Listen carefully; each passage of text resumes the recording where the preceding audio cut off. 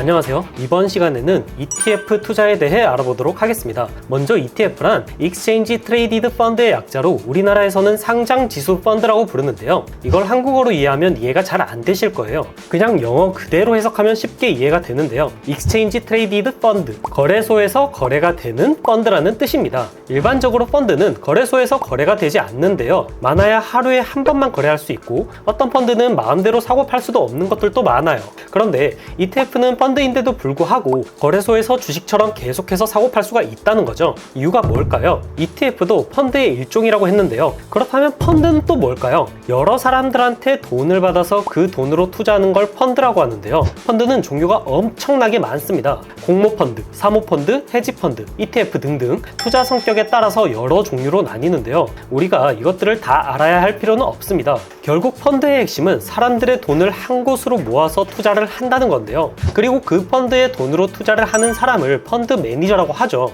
투자자는 펀드에 돈을 투자하고 펀드 매니저는 투자자들의 돈으로 투자를 해서 수익을 내는 대신 사람들에게서 수수료를 받는 구조입니다. 그렇다면 왜 다른 펀드는 거래소에서 상장하지 않는 걸까요? 일반적인 펀드와 ETF의 결정적인 차이는 바로 운용 방식에 있습니다. 무조건이라고 할 수는 없지만 ETF의 대부분은 패시브 투자를 하는 패시브 펀드이고 다른 펀드 투자의 대부분은 액티브 투자를 하는 액티브 펀드인데요. 여기서 액티브는 적극적인 이라는 뜻이고 패시브는 수동적인 이라는 뜻이에요. 투자를 하는 펀드 매니저가 적극적으로 투자를 하는지 수동적으로 투자를 하는지에 따라 나뉜다는 거죠. 펀드에서는 벤치마크라는 개념이 있습니다. 벤치마크는 기준이 되는 지표나 지수를 의미하는 말인데요. 만약에 코스피 200 ETF라면 여기서 벤치마크는 코스피 200 지수가 될 것이고 S&P 500 ETF라면 벤치마크는 S&P 500 지수가 되겠죠. 펀드는 액티브, 패시브에 관계없이 기준이 되는 벤치마크가 존재합니다. 적극적으로 투자하는 액티브 펀드라고 해서 펀드 매니저가 하고 싶은 대로 아무렇게나 투자하는 게 아닙니다.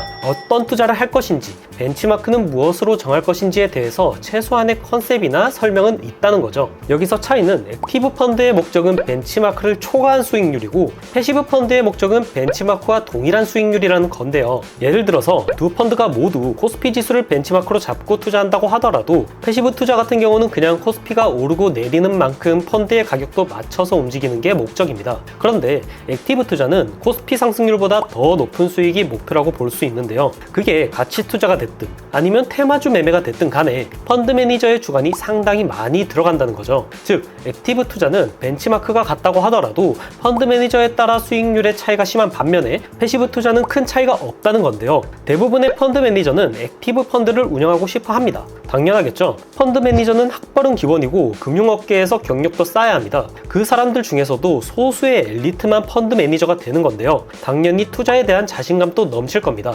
그렇기 때문에 이 펀드 매니저들은 시장 수익률보다도 높은 수익률을 낼 자신이 있으니까 펀드를 만들어서 받은 돈으로 적극적으로 투자를 해서 수익을 내고 그 대신 사람들에게서 수수료를 좀 더 받는 구조인데요. 내가 더 많이 벌게 해줄 테니까 대신 수수료도 더 받아가겠다는 거죠. 반면에 ETF는 애초에 목표 자체가 다릅니다. 그냥 벤치마크와 최대한 같은 움직임을 보이는 게 목적인데요. 그런데 이 지수라는 건 시장에서 보여지는 숫자일 뿐이지 실제로 판매를 하는 상품은 아니잖아요. 그쵸? 그렇다면 이 수치와 최대한 비슷하게 움직임을 가져가려면 어떻게 해야 할까요? 만약 우리가 S&P 500 지수가 1% 오르면 똑같이 1%가 오르고 1%가 내리면 똑같이 1%가 내리는 포트폴리오를 만들려면 어떻게 해야 할까요? 가장 확실한 방법은 S&P 500 수치를 계산하는 공식과 똑같이 종목을 매수하면 될 겁니다. S&P 500은 스탠다드 & 푸어스가 선정한 500개의 대형 기업들의 시가총액을 모두 더한 다음에 재수라는 특정 수치로 나누는데요. 단순하게 현재 시점에서 시가총액 비율대로 산다면 결국 S&P 500과 똑같은 포트폴리오를 구성할 수가 있습니다. 자, 그런데 500개의 종목을 모두 비율에 맞춰서 사려면 돈이 엄청나게 많이 필요합니다. 물론 지금은 소수점 거래가 가능해졌다곤 하지만 그럼에도 여전히 많은 돈이 필요한데요. 대략 34만 달러, 원화로 약 4억 5천만 원 정도가 필요하다는 거죠. 여기서 끝일까요? S&P 500 종목이 새로 편입되거나 제외될 때마다 포트폴리오를 또 바꿔줘야 합니다. 그리고 유상증자와 같이 주식수가 바뀔 때도 또 바꿔줘야 하죠. 그렇기 때문에 개인적으로 S&P 500 지수와 같은 포트폴리오를 구성하는 건 생각보다 힘든 일이라는 건데요. 그렇기 때문에 ETF가 있는 겁니다. 우리와 같은 투자자 입장에서는 ETF가 알아서 비중을 조절해주기 때문에 시간을 절약할 수가 있고 적은 돈으로도 투자를 할 수 있으니 이득입니다. ETF를 파는 회사 입장에서는 프로그래밍만 잘 해놓으면 비율만큼 알아서 프로그램이 사고 팔게 만들어두면 되기 때문에 사실상 비용이 거의 들어가지 않습니다. 특히 특히 펀드 매니저의 시간이나 노력을 투자할 일이 거의 없죠. 가끔씩 종목이 새로 편입되거나 제외될 때만 공식을 바꿔주면 되기 때문에 한번 만들어둔 다음부터는 유지 비용이 거의 들지 않는데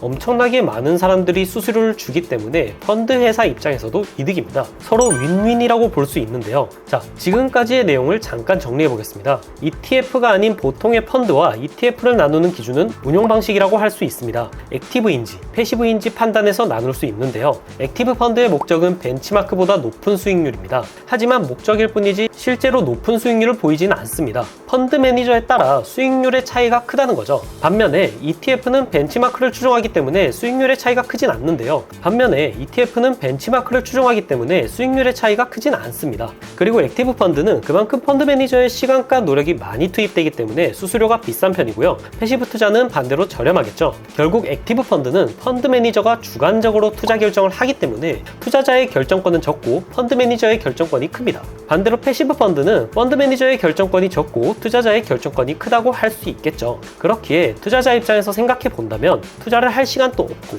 투자를 아예 모른다. 이런 사람들이 주로 일반적인 액티브 펀드에 투자를 하고요. 연령대가 좀 높은 편입니다. 그리고 투자에 대한 지식이 어느 정도 있고 직접 결정을 하고 싶은데 투자에 너무 많은 시간을 쓰기는 싫다. 이런 경우에는 패시브 펀드인 ETF에 투자를 하면 됩니다. 자, 그렇다면 우리는 어떤 ETF에 투자를 해야 할까요? 부자 프로젝트에 참여하실 멤버를 모집합니다. 부자 프로젝트는 노후 걱정 없이 원하는 인생을 살 수 있도록 투자 계획을 세우고 실천하는 방법을 알려드리는 프로젝트입니다. 참여하시는 분들은 본인의 수준에 맞춰서 제가 직접 1대1로 간단한 교육을 해드린 후에 정보를 공유하고 응원과 소통을 통해 서로 윈윈할 수 있는 투자 커뮤니티에 참여하셔서 좀 더 쉽게 목표 금액을 달성하실 수 있습니다. 프로젝트에 대한 좀 더 자세한 내용은 전자책에 들어가 있으니까 궁금하신 분들은 전자책을 받아보셔서 읽어보시길 바라겠습니다. 커뮤니티에 참여하지 않고 개인적으로 배우실 분들이나 다른 궁금하신 것들도 댓글에 있는 링크로 연락 주시면 제가 아는 선에서 최대한 도와드리도록 하겠습니다. 그럼 저는 다음 영상으로 찾아뵙도록 하겠습니다. 시청해주셔서 감사합니다.